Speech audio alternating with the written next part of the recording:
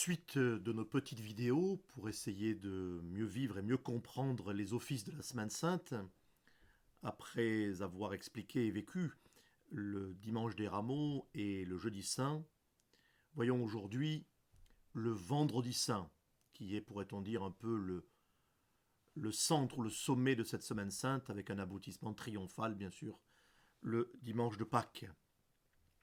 Aujourd'hui, l'Église est en deuil, c'est son plus grand jour de deuil de l'année. Parce que c'est bien sûr le souvenir de la mort et de la passion de notre Seigneur.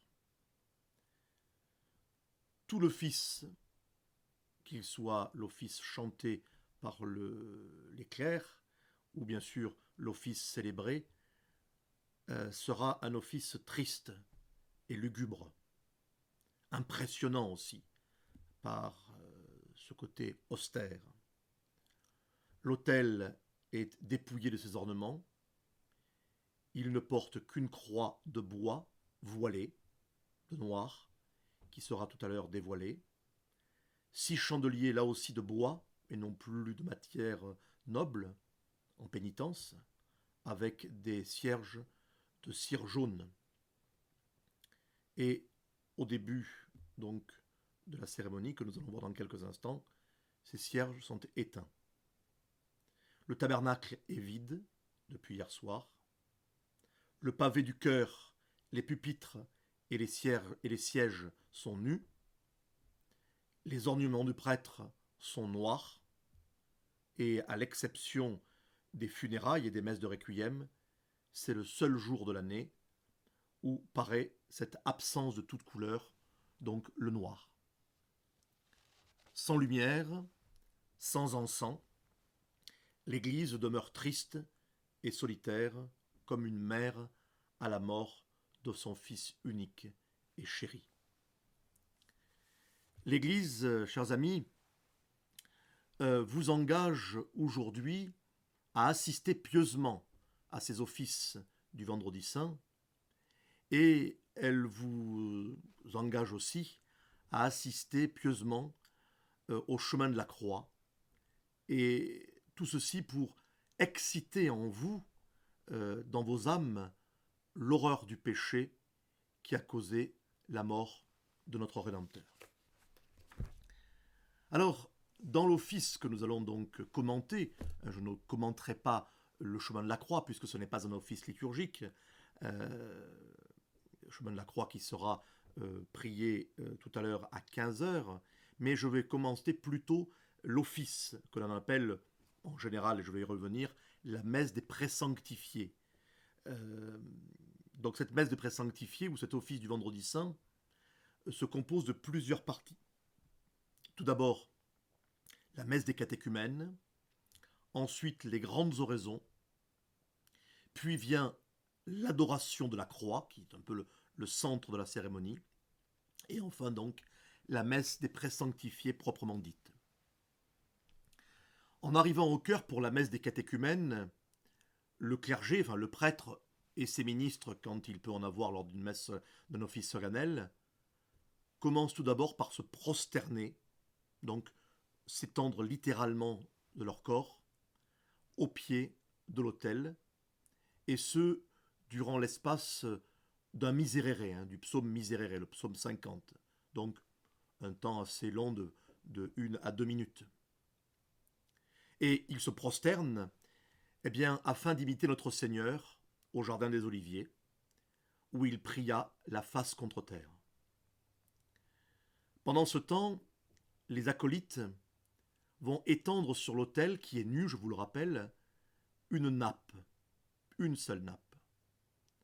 Cette nappe sera l'image du linceul qui enveloppa le corps du Sauveur. Cette nappe sera ensuite enlevée, retirée ou pliée de façon plus pratique pour rappeler le temps où l'autel n'était orné que pour la messe, comme je vous l'ai dit pour le jeudi saint. La récitation ou le chant de 2 leçons, suivies de traits, et de la passion de notre Seigneur, selon saint Jean, forment donc la première partie de l'office. Elle a quelque analogie, cette première partie, avec ce qu'on appelait la messe des catéchumènes, et rappelle ce qui se faisait à l'origine de l'Église, dans les réunions chrétiennes, sans le sacrifice eucharistique, ou alors encore avant lui. Cette partie est certainement la plus ancienne de l'office du Vendredi Saint et remonte tout simplement aux temps apostoliques. Donc c'est aussi pendant cette première partie, avec donc ces deux lectures, que va donc être chantée, là pour le coup elle sera chantée par deux diacres et le célébrant, la Passion selon Saint Jean. Je vous rappelle que il y a un diacre qui fait le conteur, le récitant, celui qui raconte donc cette passion. Il y a un diacre qui fait les réponses de la foule, de Pilate, de Saint-Pierre, etc. Et puis le célébrant, lui, fait Notre Seigneur Jésus-Christ, avec chacun des tons différents pour marquer justement les différents moments de cette passion. Comme je vous le disais aussi pour le dimanche des rameaux, il n'est presque pas besoin de comprendre le latin avec les tonalités différentes, eh bien on comprend ce qui se dit, bien évidemment. Alors après le chant de la Passion selon Saint Jean, récitant bien sûr donc rappelant la Passion de notre Seigneur, eh bien viennent les oraisons, les grandes oraisons, qui sont toutes précédées de monitions ou d'avertissements, si vous voulez, qui se chantent sur le ton d'une préface fériale, d'une préface de pénitence. Et elle rappelle aussi l'époque primitive où le prêtre commençait par expliquer aux fidèles ce qu'il devait demander à Dieu.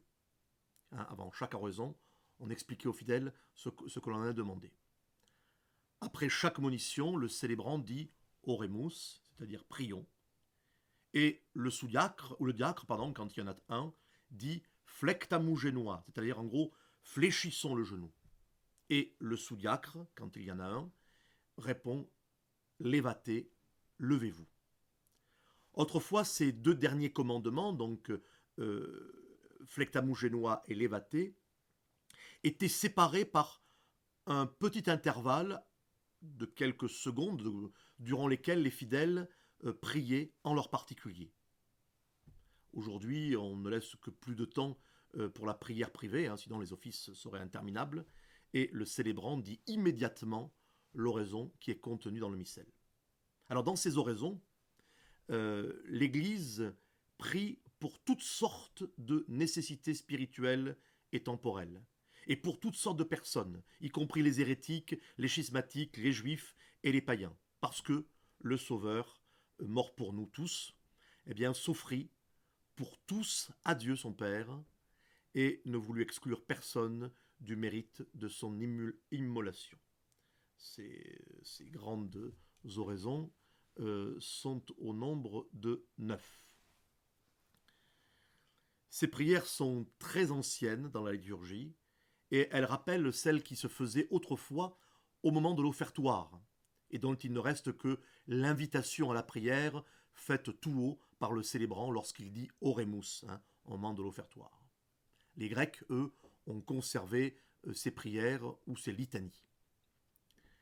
Vient ensuite un petit peu le centre de cette cérémonie du Vendredi Saint, l'adoration de la croix.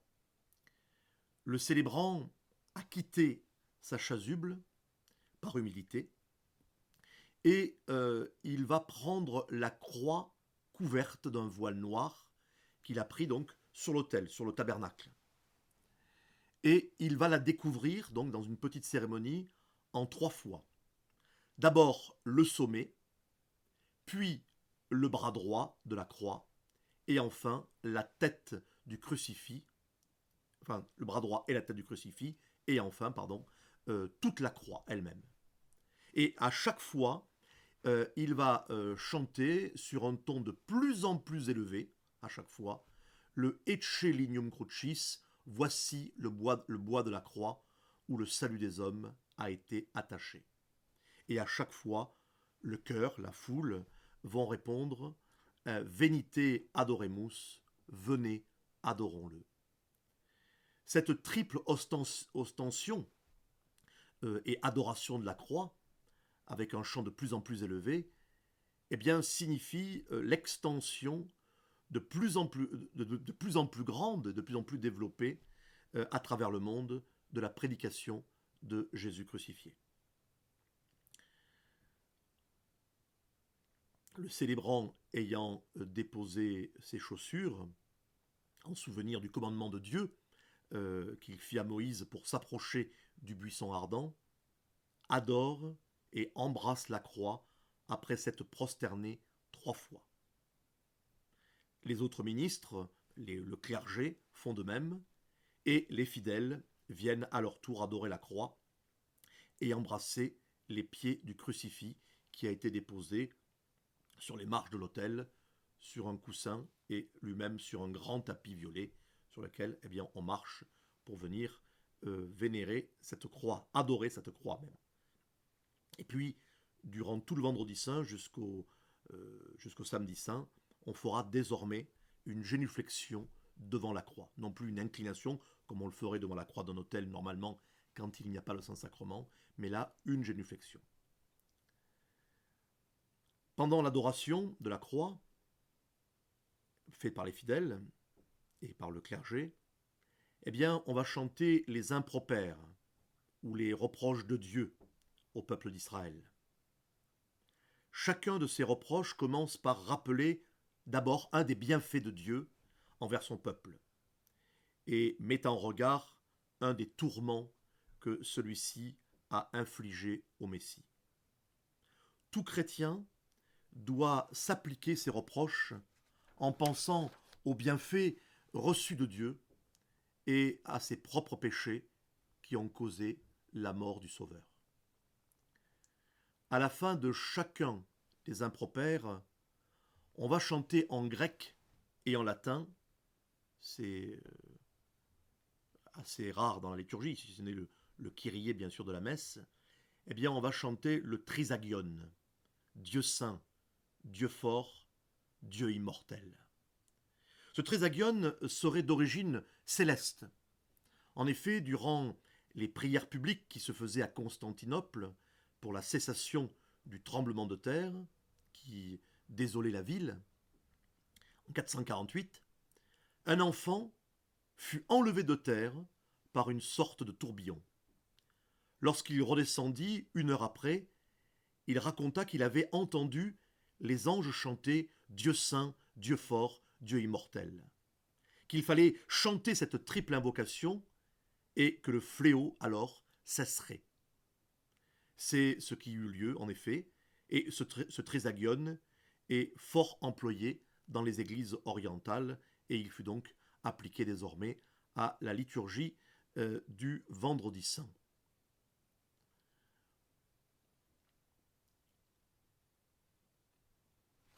Après les impropères vient l'hymne Pangelingua, chant de triomphe en l'honneur de la croix, qui se dit aussi à matines les dimanches de la Passion et des Rameaux.